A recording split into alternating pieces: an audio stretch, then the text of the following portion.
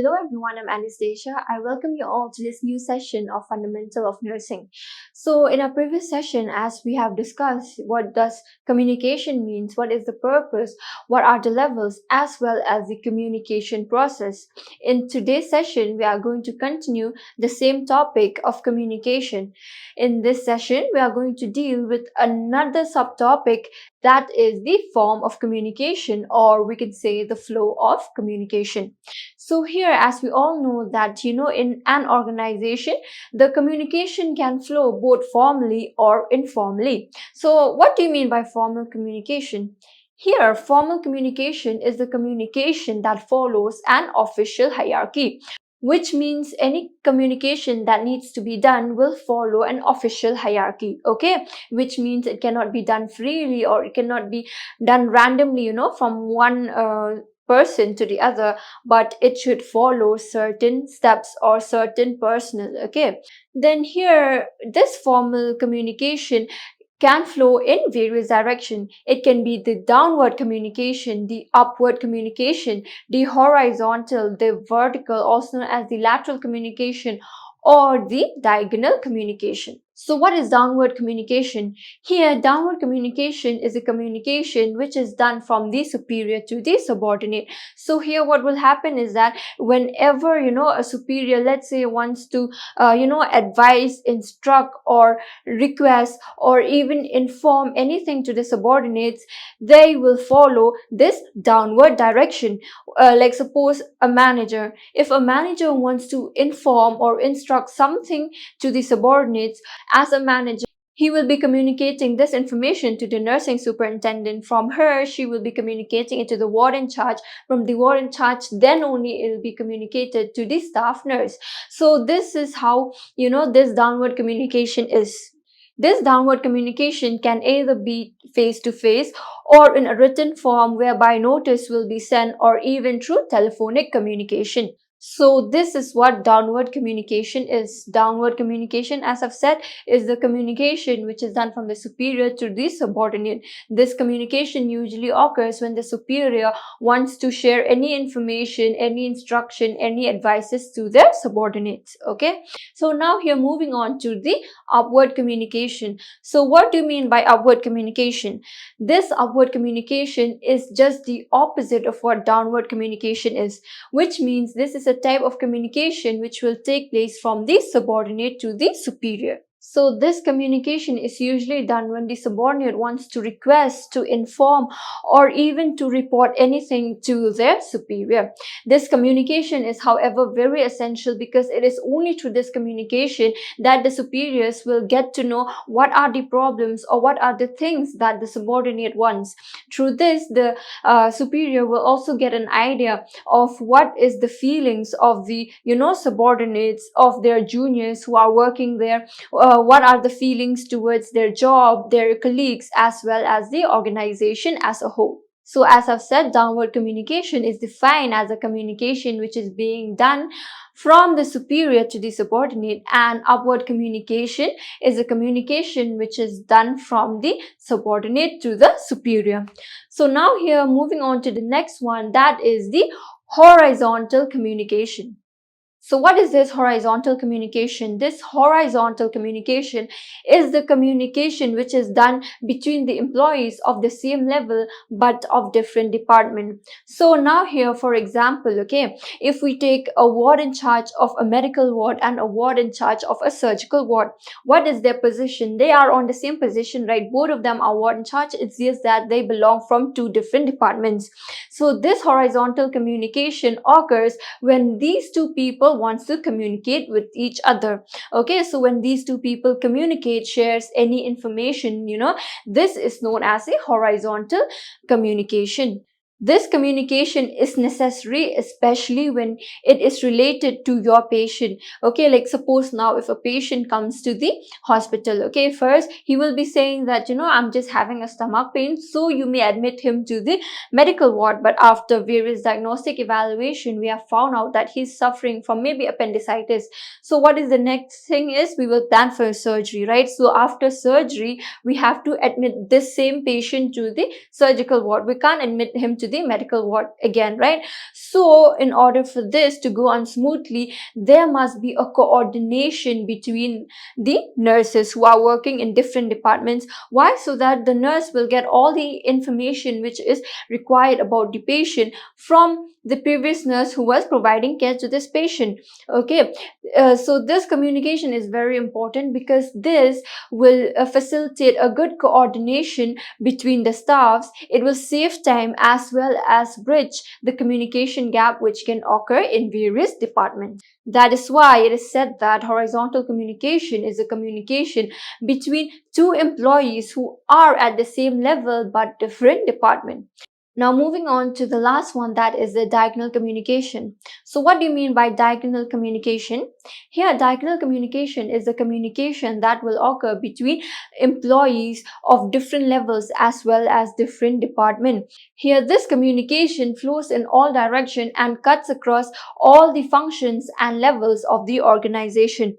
Here, for example, when a sales manager communicate directly with the vice president who is not only in a different division but also at a higher position in an organization, they engage diagonally in the communication. So here, as I've said, right, that this is a communication which is done between employees of different levels and of different departments. So here now, here the sales manager is from another department, whereas the vice president is not only in charge of all the departments, but he is also at the higher level in the organization. So when a communication is done between these both, this communication is known as a diagonal communication. This communication is also proven to be very effective. Why? Because it is very quick and it does not need to follow the official hierarchy. So if this official hierarchy is not being followed, we can without a doubt say that, the communication or whatever information that needs to be communicated can be done quickly as well as easily. So these are the various directions in which the communication can flow formally. Now here, moving on to the next, that is the communication network. So here, as we know that, a variety of pattern emerges when communication involves both the vertical as well as the horizontal communication. So these patterns are known as communication network. Here, these communication network consists of 5 networks. Okay, here the first one is the chain network. So what do you mean by chain network? A chain network is a network which will represent the vertical hierarchy in which information can flow both downward or upward. So here we can find this type of network in direct line of authority communication with no deviation. So in simple words, we can say that this chain network is a network which will follow the vertical hierarchy, which means information can either flow upward or downward. Okay, now moving on to the next one, that is the Y network. So what do you mean by Y network?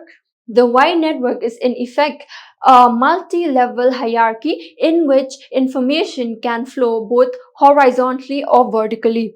Okay, so here what happens in this Y network is that if we turn this Y upside down, we can see that, there are two subordinates who will be communicating to that one particular superior. Okay, so as I've said that this Y network is a type of communication in which two subordinates will be communicating to one particular superior. The next one here is the wheel network. So what do you mean by wheel network? Here it is just the opposite of what Y network is. In Y network, I've told you that, two subordinates will be communicating to one particular superior. Here in wheel network, what happens is that many number of subordinates will be communicating to one particular superior. These subordinates can be of equal rank, and this communication is usually a combination of both horizontal and diagonal flow of communication. So these subordinates, whoever is communicating, whoever is passing the information or report, they are all of equal ranks. Okay, but before they even communicate about this particular matter, there will not be any interaction between them. That is why this is known as a wheel communication. Why wheel communication? Because here all the subordinates of the same rank will be communicating with their superior about the same thing, but without having any interaction between them. The next one here is the chain network. So what do you mean by chain network? As we've seen that, wire network and this wheel network means communication, which is usually done by the subordinates to the superior. These networks allow the employee to interact with the adjacent member. This network also, follow the vertical flow of communication. Now coming to the last one, that is the all channel network. Here from the name itself, you can understand that, this communication can be done by all the individual, okay, irrespective of their, ranks or irrespective of their departments, okay. This type of network is the one which is least structured, okay, and it does not have any limitations. In this type of network, each and every employee will be able to communicate freely with anyone and everyone. In this type of network, each and every employee will be able to communicate with anyone and everyone they want to. Even they can do it both formally or informally. So from all the networks we have seen, we can say that this is the best one. Why? Because here in this network, everybody is equal, and it is also in this network, that everybody is free to share their own opinions, their view, and they can openly share it without having any limitation. So besides passing of information only through the formal network, there's also another type of network in which we can pass information. This is known as the informal network. This informal network is also called as the grapevine network. This network is a secondary network of information in an organization, which can be a single strand chain, a gossip chain, a probability chain, as well as a cluster chain. This informal communication is also known as the fastest form of communication and is the most chosen one in an organization. Why? Because this is a type of communication in which information can transmit rapidly and to various employees which is present in the particular institution. Not only does it rapidly transmit the message, but here the response of the employee can also rapidly be obtained. So that is why this is the most commonest one. Why? Because it is easy. We can spread to all the members of the organization, as well as the feedback or the response is also obtained quickly. So here the first one is the single strand chain. So what is a single strand chain? Here from the name itself, you can understand that, it is a single strand chain, which means communication will be passed from one person to the other through a single strand.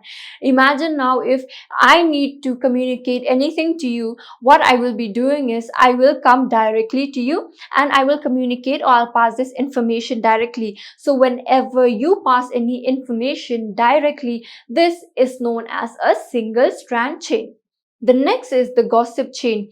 Here in gossip network, what happens is that whatever information has to be communicated to one person, this communication will not directly go to that particular person, but it will first be spread to others. Now again, like if I need to pass any information to you, instead of coming directly and communicating it to you, what I will be doing is I will be spreading it to the others. It may be my friends, my colleagues, so when I do this, instead of coming to you directly and saying it, this is known as a gossip chain.